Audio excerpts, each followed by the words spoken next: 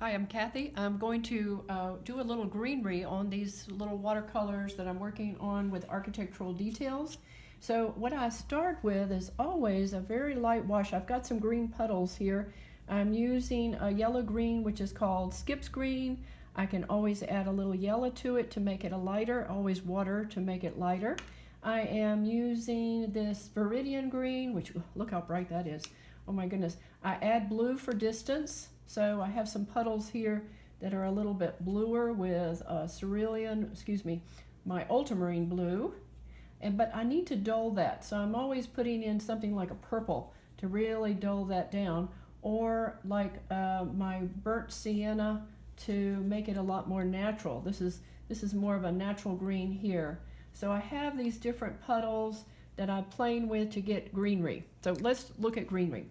So in this particular little watercolor that I started last week, basically I am putting in layers of green. So I always, look how dark that is right here. Now I do have a tree trunk coming through here, so maybe what I ought to do is leave some of that trunk showing up, and I will create dry brush and I'll build this up. Now this is a foreground green, so it's going to have some lighter value. For right now, a dry brush, what I want to suggest, let's see, this comes all the way to here. I'm going to stop that post. I think I'm a little short on that, and this is I'm going to put a bush in here. I'm going to put some other bushes in here. So I always build these up with a little dry brush, and I indicate, and here I'm going a little darker for some bushes that are in the background. So for instance, when I'm putting in a bush behind another bush, I put dark values to suggest layers. And then toward the bottom of a bush, I'm going to make that dark. So these are bushes that are behind. Let's see, this is underneath the steps, kind of. So on the bottom of these bushes, they're going to have dark shadows. Here's a little clump. I might add some color in here, like little flowers that might be indicated in. Definitely. Yeah, I've got a lot of yellow in these bushes that I can pop in there. So here I've already started to indicate where one bush is behind another. So let's go back into the deep background. Sorry, I want to do this quickly because I want to start on another painting to show you how I would build the background. Oh, I want to talk about this too. Up here I have leaves that are overlapping this roof line, and I want to indicate those leaves with the point of this brush. So I'm building that up, but I want these to be a little brighter. And I guess I can do a little dry brush in here too. And this is coming from the trunk of this tree up here. But I think some of the background here is not part of this. So I'll add a little more on that, but right now that satisfies the limb. And when this dries, I'll put a trunk in and a few branches. So what goes on back here, I'll indicate in a minute. Let's go back over to this spot, and I'm going to go with this dark value. So I want to make this edge of this, that might not need to stay white, but for now I want this to pop, and I want to leave that tree trunk, and maybe I'll cover up some of the tree trunk. But I want to indicate leaves. This is kind of contrasty, but I can blend this in, and I'll show you how I do that. I will take another brush with some water, pick up some different greens, and soften what I have done, but at the same time keeping a lot of that dark. And I'll go ahead and cover up some of that over the trunk, and then I'll push this dark more here against this edge. Remember, anything that's geometrical needs to have a straight line. Well, if I can keep it straight. Okay, I might have to fix that. All right, generally, this is how I would work something dark. Now remember, though, I see some light leaves, a light bushy shape here, so I'm going to work around that. Okay, might have to straighten up my building right there, but that's the general idea of building some darks. Now I said I wanted to go back up here, create the top of this roof here, and just put some darks in and to shape the foliage that's coming into the foreground, I can work around. All right, so I need to start another painting for you, but this will help you with seeing how to put foliage in, and I would keep going. I'd keep this darker color coming in on this end as well. Okay, so I know I can keep going dark, but already you can see how that develops.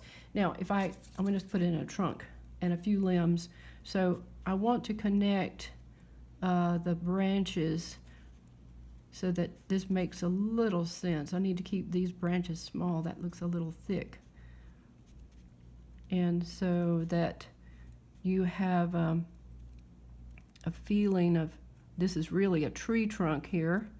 And depending on the light, since I've established that the light is coming from this direction, I would have most of my dark colors hitting the back side of this trunk and the bottom side of this branch.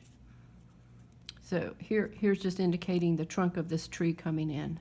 All right, I'll finish this later. So now what I want to do is totally begin. How would I?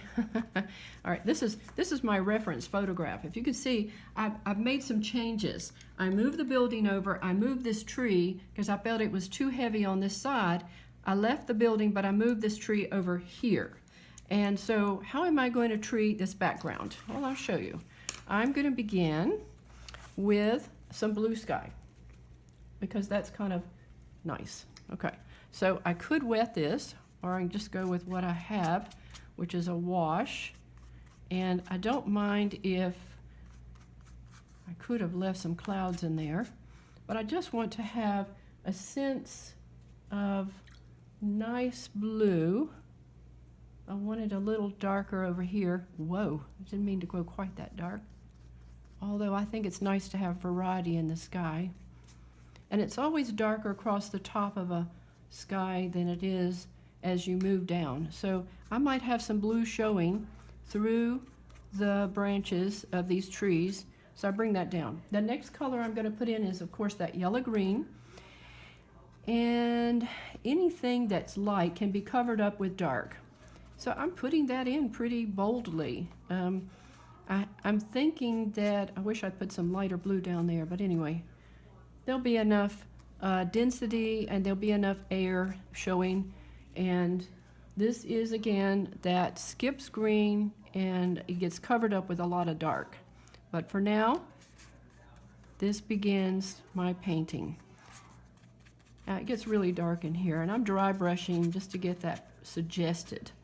All right, so I put in some background. While I'm at it, I will also put in this foreground, and that to me should be a little more yellow-green. Anything in the foreground should be a brighter color, so obviously I've got to tone all that down.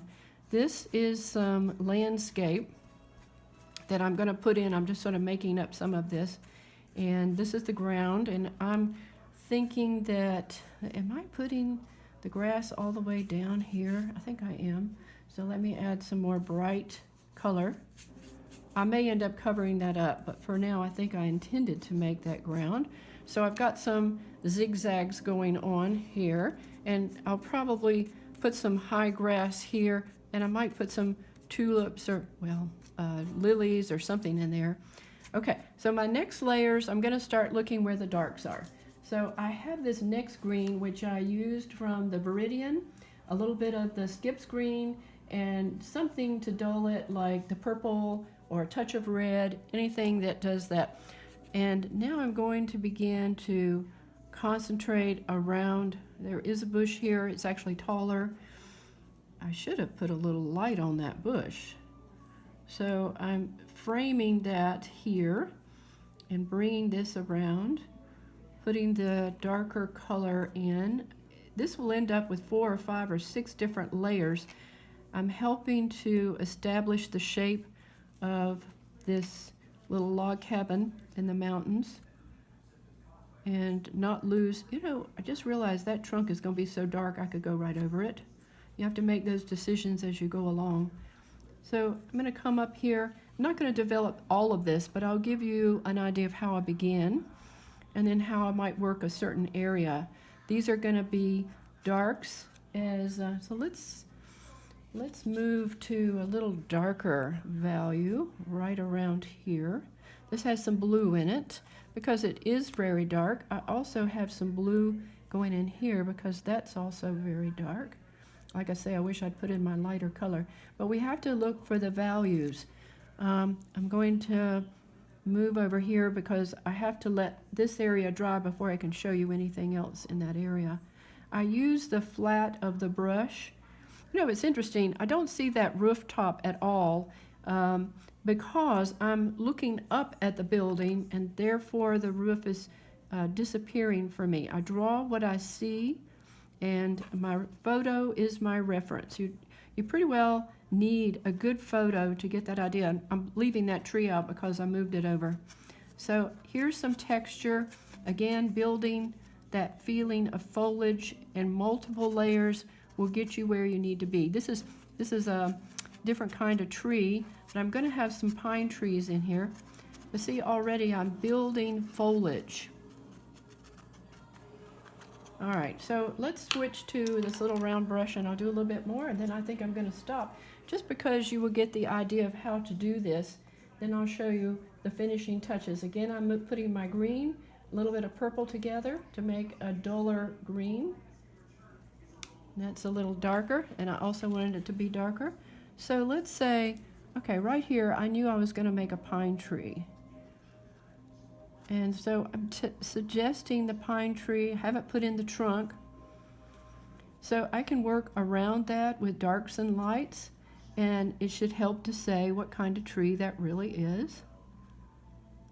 And maybe I want to indicate some more of these little trees through here against a lighter background. I'm always figuring these things out as I go along, and my reference helps me to make those decisions. I'm going to come back later and paint in the little log cabin, and I might do that before I actually finish up my trees.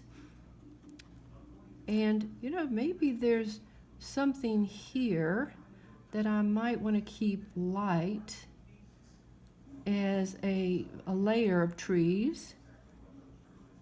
And so I push that dark around it. This might make a little more sense though if I give you some light value on these bushes that are in the foreground and also do this. So why did I want to make that? Maybe I'm going to work some more darks around this tree. Or maybe I'm going to put in another pine tree. So again, you know, it's a forest of trees, and I can indicate what I want to indicate. It might help if I also suggest this trunk at the same time and give a little more designing to it. And that means where I have a lighter piece, I can pop some darks underneath so it looks like the evergreens, a little shadowing with those evergreens. Some are going to be further away so they can be more faded or more blue, anything that's going to be in the background. All right, I know there's more to do, but that'll give you a start, okay? Have fun painting. Bye.